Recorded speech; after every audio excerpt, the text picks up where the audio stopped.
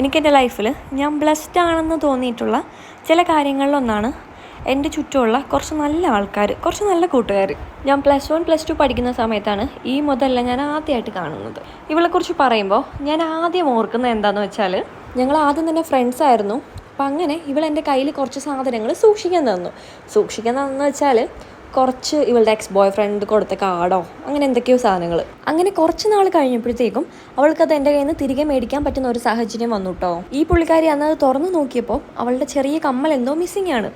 അന്ന് ഏകദേശം ഒരു 16-17 വയസ്സ് പ്രായമേ ഉള്ള വേറെ ആളുടെ ഒരു ഗോൾഡ് എൻ്റെ കയ്യിൽ നിന്ന് മിസ്സായി എന്നൊക്കെ പറഞ്ഞാൽ അത് അന്നൊരു വലിയ കാര്യമാണ്. ഞാനിത് എൻ്റെ കയ്യിലോട്ട് മേടിക്കുന്നതിന് മുമ്പ് ഞാനൊന്ന് തുറന്ന് നോക്കിയിട്ടുണ്ടായിരുന്നില്ല. അപ്പം എനിക്കും അറിയില്ല ഈ പറയുന്ന കമ്മൽ എങ്ങനെ ഇരിക്കുന്നു. പക്ഷേ ഇത് കാണാനില്ലെന്ന് അറിഞ്ഞപ്പോൾ തന്നെ ഞാൻ ഭയങ്കര പാനിക്. ഇവളോട് എന്ത് സംസാരിക്കണമെന്നോ ഇവളെങ്ങനെ എന്നെ അത് റിയാക്ട് ചെയ്യുമെന്നോ ഒന്നും എനിക്കറിയില്ല. ഞാനിങ്ങനെ പറഞ്ഞു തുടങ്ങുന്നതിന് മുമ്പേ ഇവൾക്ക് മനസ്സിലായി ഞാൻ ഭയങ്കര നെർവസ് ആണെന്ന്. പുള്ളിക്കാരി പെട്ടെന്ന് എൻ്റെ അടുക്ക് പറയാട്ടോ, എടോ താൻ എന്തിനാടോ വിഷമിക്കുന്നേ, അതൊരു ചെറിയ കമ്മലല്ലേ. പിന്നെ എന്തൊക്കെയോ ബ്ലാ അടിച്ചു. പക്ഷേ 2 ദിവസത്തിന് ശേഷം ആ കമ്മൽ തിരിച്ചു കിട്ടി. അത് അതിൽ തന്നെ ഉണ്ടായിരുന്നു. എനിക്കിപ്പോൾ തോന്നുന്നത് ചിലപ്പോൾ ആ ഒരു സംഭവമായിരിക്കും ആസ് എ ഫ്രണ്ട് എന്നുള്ള രീതിയിൽ എന്നെ ഒരുപാട് മാറ്റിയത്.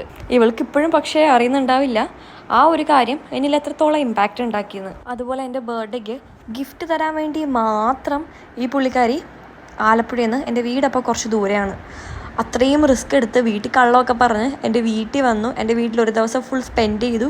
അപ്പോൾ അന്നത്തെ ഫോൺ അറിയാമല്ലോ, മറ്റേ ചെറിയ ഫോൺ, ആ ഫോണിലൊരു ഫോട്ടോയൊക്കെ എടുത്ത് എനിക്ക് വലിയൊരു ഫോട്ടോ ഫ്രെയിം ചെയ്തിട്ടാണ് കേട്ടോ എൻ്റെ ബർത്ത്ഡേക്കൊക്കെ തരുന്നത്. ശരിക്കും നമുക്ക് വേണ്ടി ഒരാൾ എഫേർട്ട് ഇടുക എന്നൊക്കെ പറഞ്ഞതൊക്കെ ഇത്ര വലിയ കാര്യമാണല്ലേ. ഇതാണ് അഡ്വക്കേറ്റ് ജെയിൻ മരിയ പീറ്റർ. ഈ പുള്ളിക്കാരിക്ക് LLB എൻട്രൻസ് കോച്ചിങ്ങിന് ഒരു കൂട്ടിന് വേണ്ടിയിട്ടും പിന്നെ സുനിൽ ബേക്കറിയിൽ പപ്സ് കഴിക്കാനും വേണ്ടി LLB കോച്ചിങ്ങിന് ചേർന്നവരാണ് ഞാനും ചുട്ടുവും.